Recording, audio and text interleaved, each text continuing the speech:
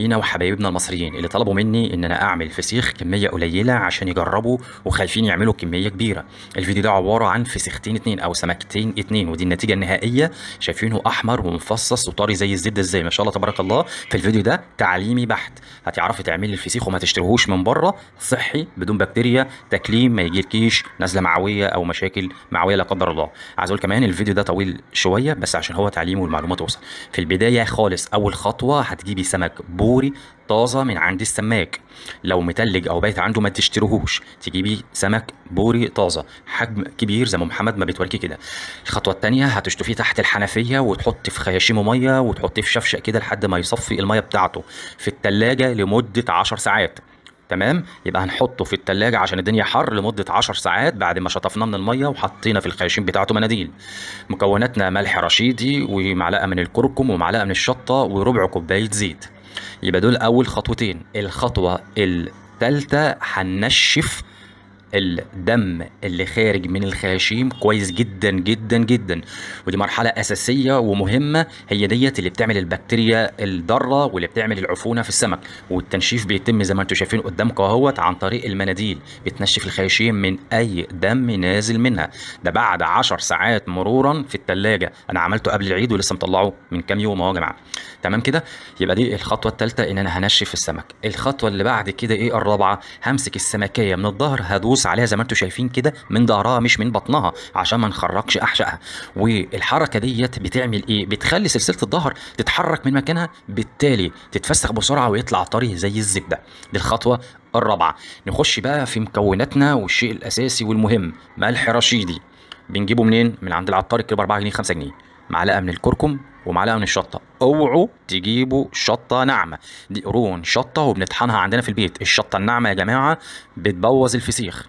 الفسيخ بياخد قد ايه؟ كل سمكايه بتاخد كبشه من الملح الرشيد زي ما محمد وريت لكم اهو.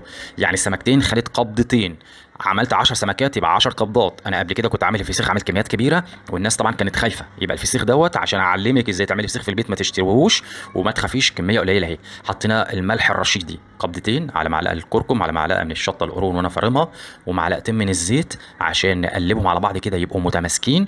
ونبتدي بقى نحشي الخيشوم كويس بالملح الرشيدي والكركم وقرون الشطه المفرومه.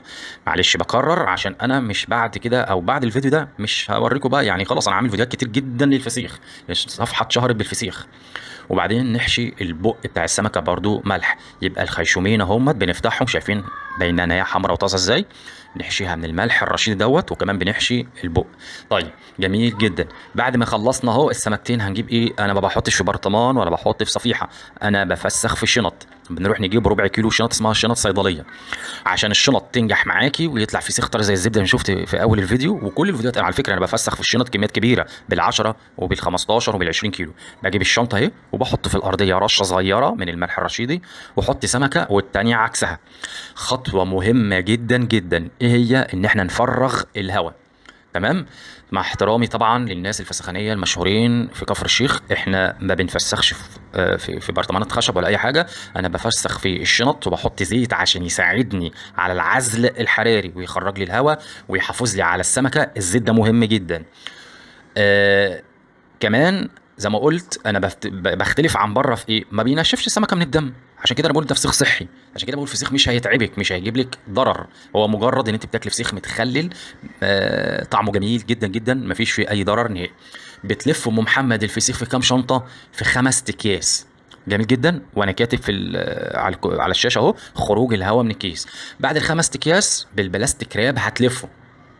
بعد ما لفيته بالبلاستيك راب هتعمل ايه؟ هتحطهم في 5 اكياس تاني، يبقى 10 اكياس شنط.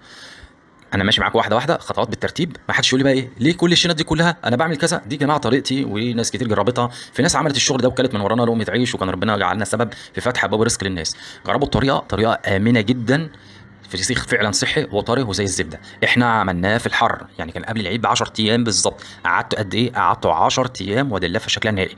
اهم حاجه كل يوم نقلب الكيس اللي تحت فوق واللي فوق تحت ونحطه في حاجه مظلمه. لو المطبخ عندك حر تتابع الكيس بينتفخ، ما تخافيش هو ده الطبيعي. بعد ما بينتفخ وبيطلع ريحه في الاول مش مرغوب فيها، بعد كده بترجع الريحه تبقى فسيخ تاني. بعد 10 ايام بيطلع زي الزبده زي ما انتم شايفين، مفصص ولونه احمر وجميل وطري جدا جدا. ان شاء الله هينال اعجابكم، جربوها وقولوا لي انتوا زي ما طلبتوا مني عايزين كميه قليله عشان خايفين نفسخ. جربوا ان شاء الله هيطلع معاكم زي الفل. والسلام عليكم ورحمه الله وبركاته.